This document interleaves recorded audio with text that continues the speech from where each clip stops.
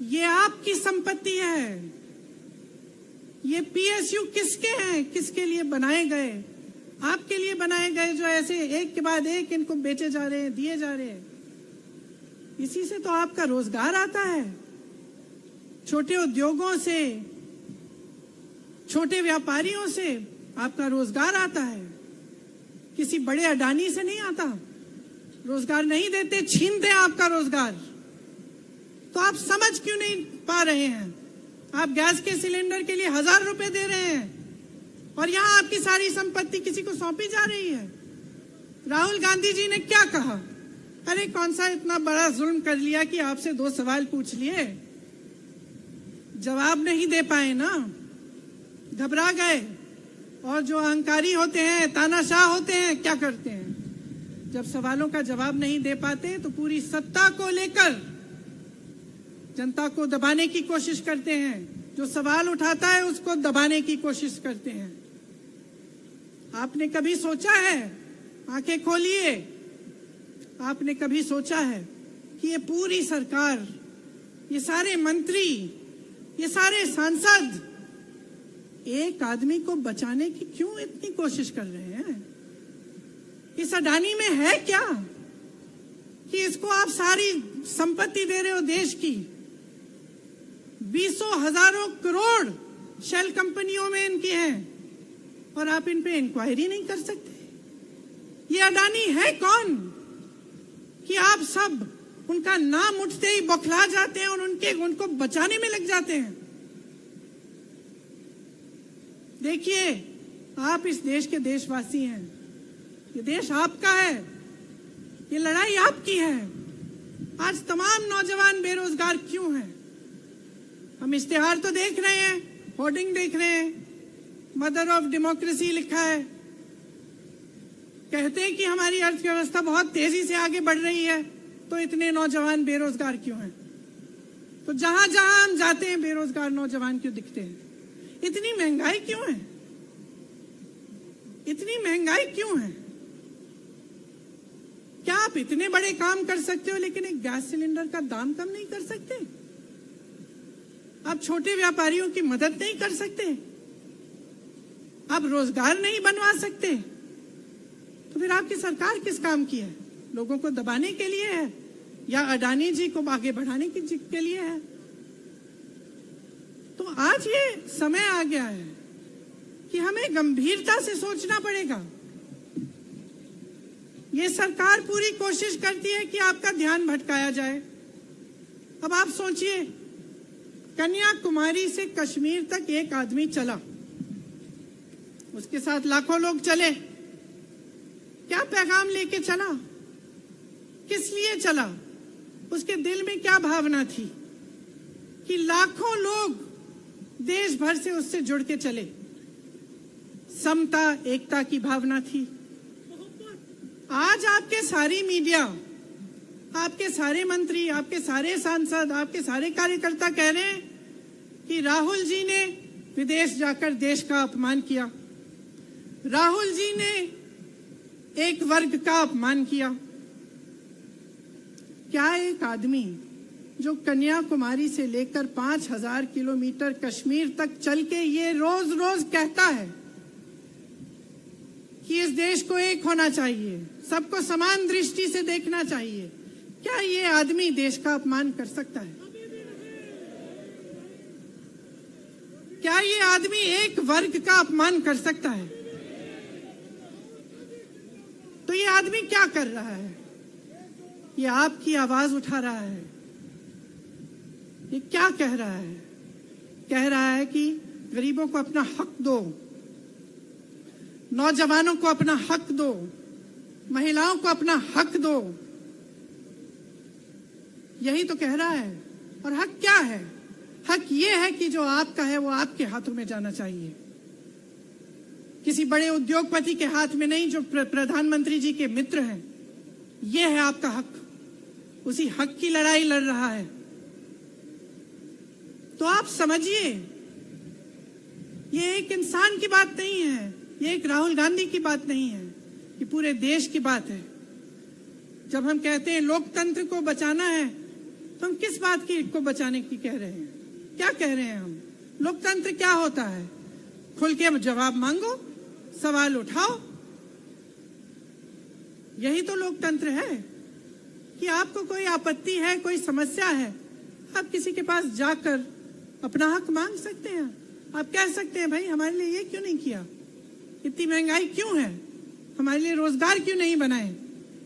लेकिन आज यही हक आपसे छीना जा रहा है और आपका ध्यान इधर उधर भटकाया जाता है और इतनी चीजों को फैलाया जाता है जो सच नहीं है, झूठों को फैलाया जाता है।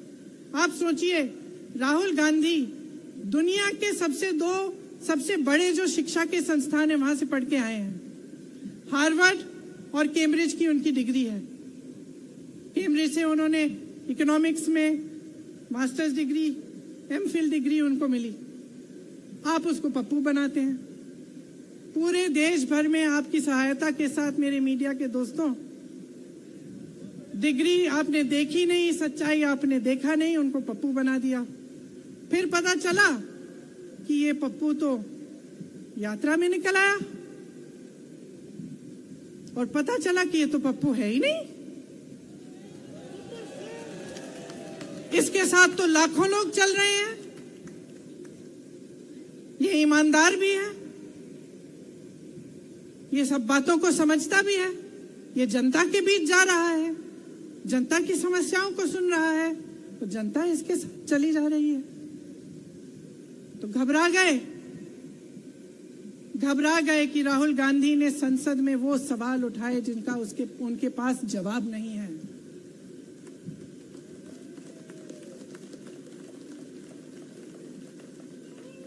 क्या किया सुन लीजिए।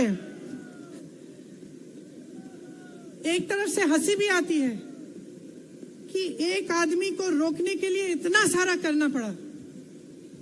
जिस आदमी ने राहुल जी के खिलाफ सूरत में कंप्लेंट लगाई, आपको मालूम है कि पिछले साल उसने खुद कचहरी में जाके बोला इस पे आप स्टे लगा दीजिए। 1 साल के लिए अपने ही केस पे स्टे लगवाया। फिर वापस कब गए केस खुलवाने के लिए? राहुल गांधी के संसद में अडानी पे के भाषण देने के 1 हफ्ते बाद। 1 हफ्ते बाद वो आदमी वापस जाता है, कहता है केस खोल दी, सुन लीजिए अब हम तैयार हैं। 1 महीने के अंदर जज कह देते हैं कि राहुल गांधी को 2 साल की सजा मिलेगी। आपने देखा इस देश में कितने केस हैं कि जेल में 10 साल के लिए पड़े रहते हैं, उनकी सुनवाई नहीं होती। ये तो सुनवाई भी फट से हो गई, जजमेंट भी फट से हो गई, सजा भी फट से हो गई। और आपने कह दिया अगले दिन कि 8 सालों के लिए ये चुनाव नहीं लड़ सकते, संसद से बाहर कर देंगे इनको। वाह वाह वाह वाह वाह वाह, बहुत धैर्य है आप में। अरे कायर है इस देश का प्रधानमंत्री।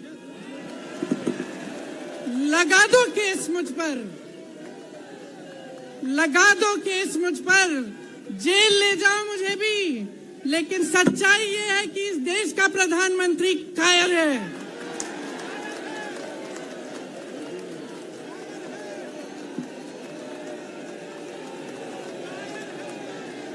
अपनी सत्ता के पीछे छुपा हुआ है,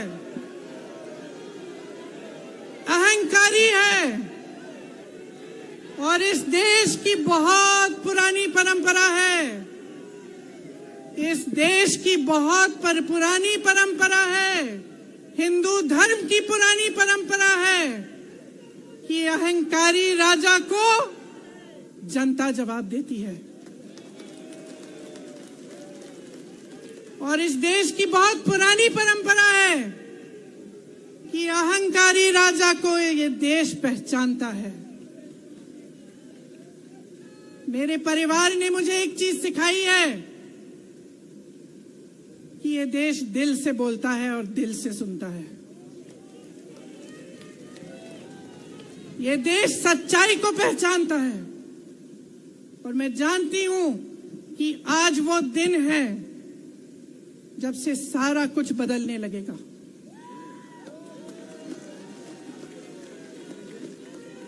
मेरे मीडिया के साथियों, मैं आपसे कहना चाहती हूं, बहुत हो गया है, बहुत हो गया है।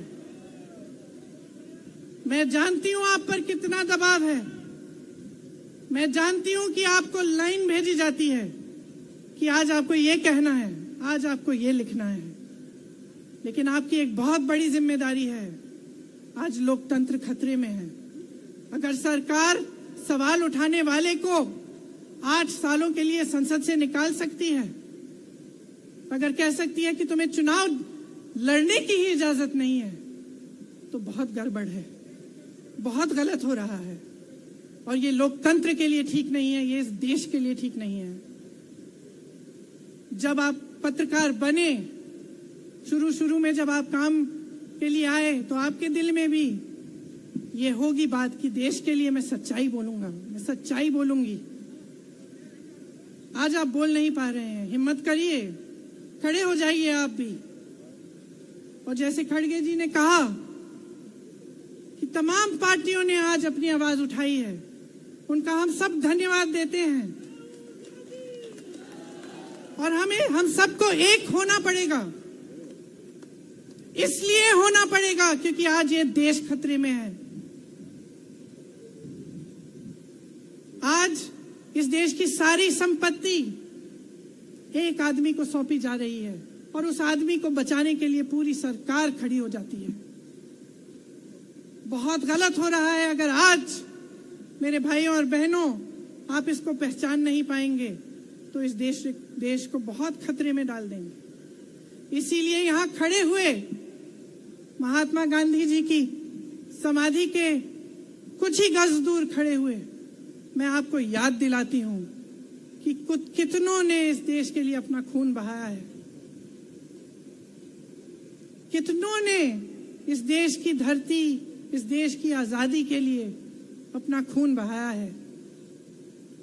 ये अफसर हैं यहाँ तैनात खड़े हैं, इसी तरह से इनके भाई सरहद पे खड़े होते हैं हमारे लिए, आज भी अपना खून बहा रहे हैं। क्या इसके लिए? क्या अडानी जी के लिए? कि अपने देश के किसान के लिए, अपने देश के गरीब के लिए, अपने देश के छोटे व्यापारियों के लिए, महिलाओं के लिए, अपने बच्चों के भविष्य के लिए हम सब अपनी जान देने के लिए तैयार हैं। तो मैं आपसे आग्रह करती हूं, मेरे देशवासियों, आंखें खोल लो, समय आ गया है, डरो मत। राहुल गांधी के शब्दों में डरो मत। इनका सामना करने का समय आ गया है। एकजुट हो जाओ, सामना करो, इस देश की सच्चाई को उभारो, इस देश की एकता को बनाए रखो और इस देश को आगे बढ़ाओ। जय हिंद, जय हिंद।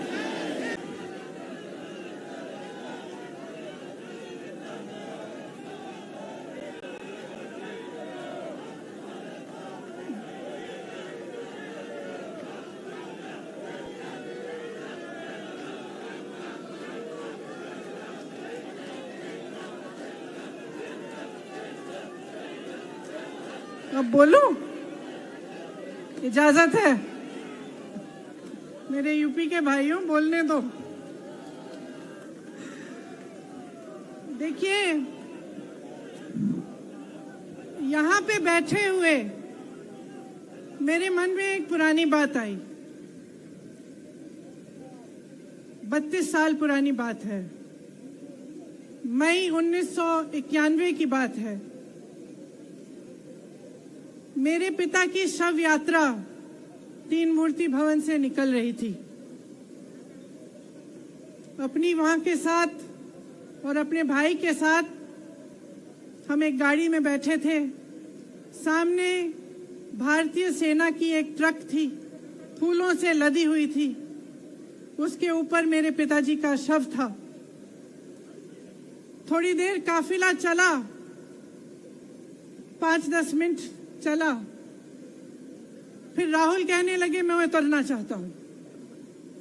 तो मां ने मना किया उस समय सुरक्षा का भी बहुत वो था, तो माँ ने कहा नहीं तुम उतर नहीं सकते।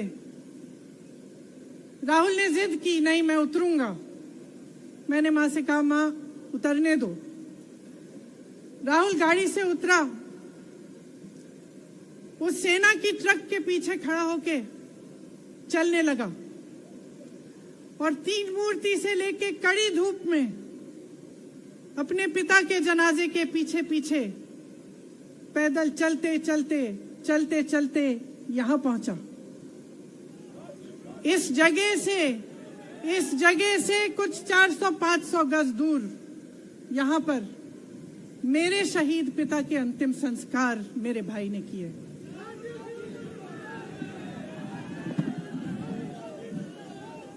सुनिए, वो चित्र मेरे दिमाग में अभी भी है, मेरे मन में है। मेरे पिता का शव इस तिरंगे झंडे में लपेटा गया था। इस तिरंगे के नीचे मेरे पिता का शव था और उसके पीछे चलते चलते मेरा भाई यहां आया। उस शहीद पिता का अपमान भरी संसद में किया जाता है। उस शहीद के बेटे को आप देशद्रोही कहते हैं, आप मीर जाफर कहते हैं, उसकी आप मां का अपमान करते हैं। आपके मंत्री मेरी मां का अपमान भरी संसद में करते हैं। आपके एक मुख्यमंत्री कहते हैं कि राहुल गांधी को पता भी नहीं है कि उनका पिता कौन है।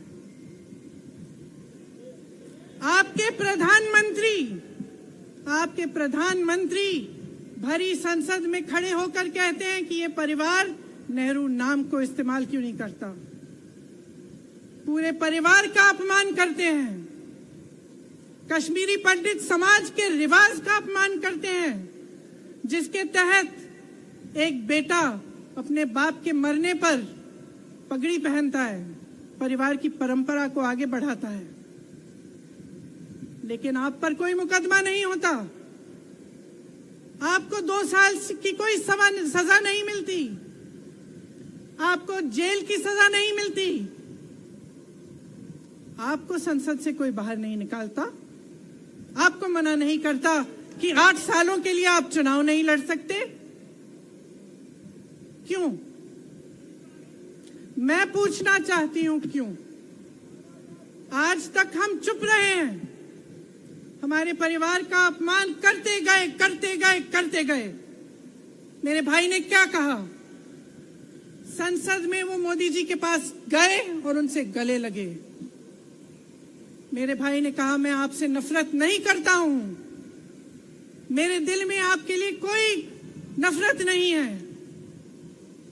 हमारी विचारधारा अलग है, लेकिन हमारी नफरत की विचारधारा नहीं है।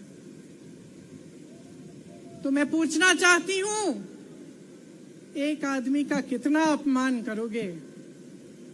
कितना अपमान करोगे? क्या यही है इस देश की परंपरा?